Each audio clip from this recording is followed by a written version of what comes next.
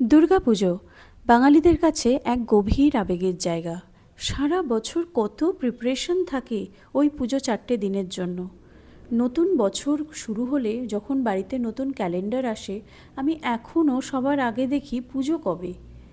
মানে এখনকার সময়, মানে ইন্টারনেটের যুগে আগামী বছর কেন, আগামী 3-4 বছরেরও পুজো কবে সেটা জানাটা কোনো অসম্ভব কিছু না। কিন্তু ছোটোবেলার সেই অভ্যাস আমার এখনও রয়ে গেছে। হয়তো আমার মতন এই অভ্যাস আরও অনেকেরই রয়ে গেছে। এবার পুজো সেপ্টেম্বরের শেষে, অনেকটাই আগে। এখন থেকে একটু দেরিই আছে, কিন্তু তাও ছোট ছোট করে পুজোর শপিং শুরু করা আর কি, এর মজাই আলাদা।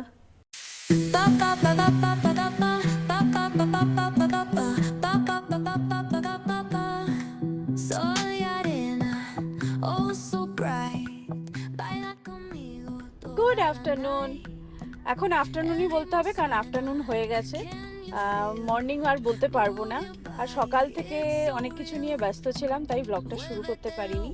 এখন তোমরা দেখতেই পাচ্ছ আমরা গাড়ি করে বেরিয়ে পড়েছি। যাচ্ছি কোথায় সেটা হচ্ছে, আমি অনেক অপেক্ষার পর এই জায়গাটায় যেতে পারি। রাজস্বী টাইম বের করলে তবেই যেতে পারি। সেটা হচ্ছে সাউথ সিটি। সাউথ সিটি আমাদের বাড়ির থেকে অনেকটাই দূর, আর ওই জন্য সবসময় যেয়ে উঠতে পারি না। ওই বছরে 1-2বারই যাওয়া হয়, বা ওই 3বার হার্ডলি এরকম। যাবো যখন একসাথে অনেকটা কাজ করে নিয়ে আসবো এরকম। তো আর বাবানকে নিয়ে যাব না, তার কারণ বাবানকে এর আগে যতবার নিয়ে গেছি ও এত দৌড়ায় মলের মধ্যে যে হারিয়ে যায়, খুঁজে পাওয়া যায় না। তখন মানে অন্তরিক অন্তরিক করে ডাকি, খুঁজি, তারপর গিয়েও এসে দাঁড়ায় সামনে এরকম। তো ওকে ছাড়াই যাব, ওরই জিনিসপত্র কিছু দরকার আছে, কেনার আছে, তাই জন্যই যাচ্ছি। আর মা বাড়িতে আছে। মা বললো যে আমি ওকে নামিয়ে নেবো পুলকার থেকে, ও তো স্কুল গেছে, ওকে নামিয়ে নেবো, ও খেয়ে দিয়ে ঘুমিয়ে পড়বে, ওটা কোনো অসুবিধা হবে না। আর বিকেলের মধ্যে আশা করছি ফিরেও আসবে। তো আজকের ব্লগটা সাউথ সিটি যাওয়া দিয়েই শুরু করছি। পুজো তো এসেই গেল, বেশি দিন তো আর বাকি নেই। এবার পুজো অনেক তাড়াতাড়ি, তো কেনাকাটি অল্প অল্প করে শুরু করি। তো দূরের জায়গা থেকেই সবার আগে শুরু করি, তাই তো? কি কিনবো আজকে? আচ্ছা, আমি কিছু কিনবো না, তুমি কিছু কিনবে না? রাজস্বী খুব একটা পছন্দ নয় ওর কাজ বাজ ছেড়ে যে ও এত দূর যাবে, ওটা শুধু আমার জন্যই যায়। যাই হোক, ম্যানেজ করেছে অনেক কষ্টে এই টাইমটা। তো চলো যাই, দেখাচ্ছি কি করব না করব।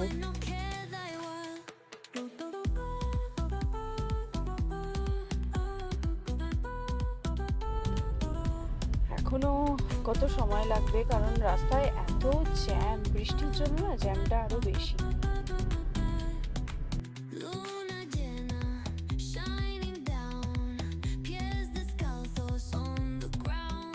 আমরা প্রায় এসে গেছি, যাদবপুর ঢুকে গেছি।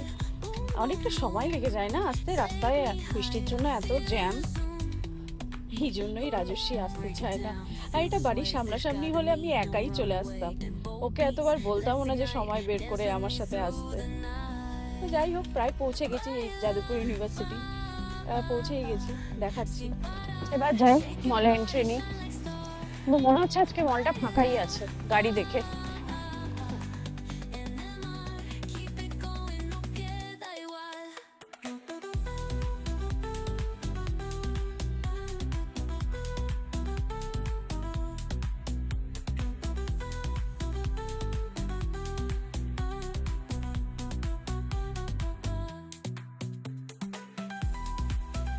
সবই প্রায় বাতিলের খাতায় চলে এসেছে ছেলে, সেটা দেখ।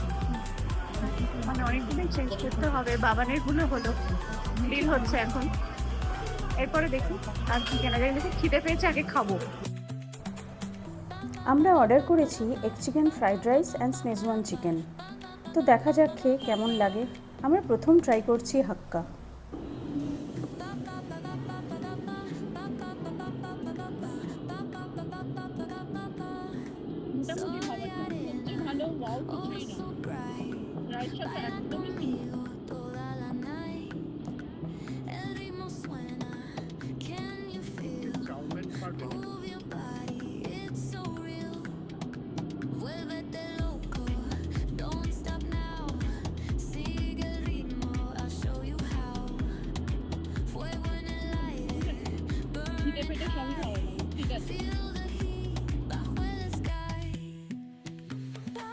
আমরা বেরিয়ে গেছি সাউথ সিটি থেকে, অনেকটা দেরি হয়ে গেল, প্রায় সন্ধে হতে যায়।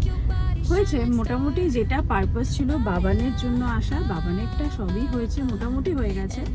আর আমাদের অল্প অল্প হয়েছে, ঠিক আছে, মানে যা হয়েছে মানে হয়ে গেছে। আর এখন সাউথ সিটি আসতে হবে না, তো সেটাই আমাদের টার্গেট থাকে। সাউথ সিটি যাচ্ছি যখন, এত দূরে যাচ্ছি, তো যেটা আমাদের দরকার সব যেন একবারে হয়ে যায়।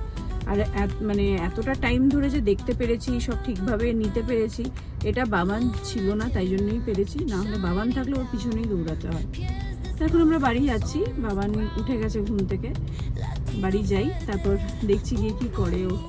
বাড়িতে এসে দেখি সে তো একেবারে হুলুস্থুলু কাণ্ড। সারা ঘরে বই, খাতা, কালার পেন্সিল, ড্রয়িং কপি সব ছড়ানো। তাই আমি আগে ফ্রেশ হয়ে ওকে বললাম, চলো আগে বই খাতা সব গোছাই, ঘর গোছাই, তারপর বসে তোমার সব গল্প শুনবো, তুমি সারাদিন কি কি করলে। আজকে সারাটা দিন এইভাবেই কেটে গেল। খুব ছোট একটা ব্লগ দিলাম, কেমন লাগে অবশ্যই জানিও। তাই আজকের ব্লগটা এখানেই শেষ করছি, আবার দেখা হবে পরের কোনো ব্লগে। সবাই ভালো থেকো, গুড নাইট।